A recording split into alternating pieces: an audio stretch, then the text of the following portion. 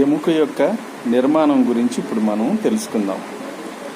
అసలు ఎముక ఏర్పడటానికి మరి ఎన్ని రకాల కణాలు ఉంటాయో ఇప్పుడు మనం తెలుసుకుందాం.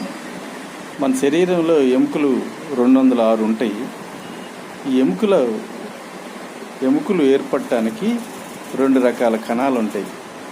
ఆ కణాల పేర్లు ఏంటంటే ఆస్టియోక్లాస్ట్, ఆస్టియోబ్లాస్ట్. ఈ 2 రకాలు ఉంటాయి. ఆస్టియోక్లాస్ట్ అనేది కణం చురుగ్గా పనిచేస్తుంది.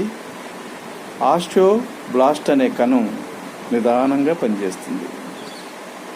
ఆస్టియోక్లాస్ట్ అనే కణం ఎముకను తింటూ గుంటలు ఏర్పరుస్తూ వెళ్తుంది.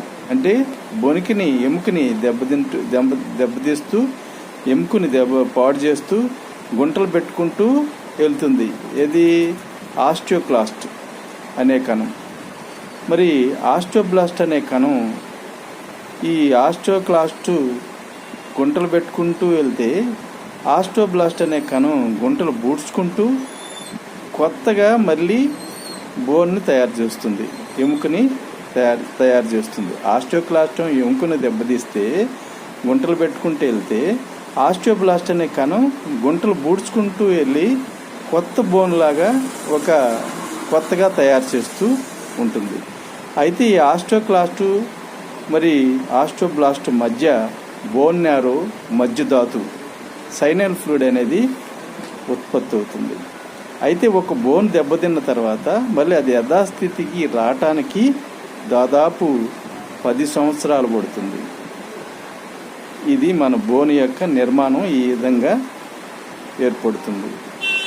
బోన్స్ యొక్క సాంద్రత తగ్గటానికి లేడీస్లో ముఖ్యమైన కారణం ఈస్ట్రోజన్ హార్మోన్ సరిగ్గా ఉత్పత్తి కాకపోవటం వల్ల ఆడవాళ్ళలో ఎక్కువగా మరి బోన్స్ అనేవి ఎక్కువగా దెబ్బతినిపోయి వాళ్ళ కాళ్ళ నొప్పులు, నడుము నొప్పులు మరి ఎక్కువ శాతం వస్తాయి.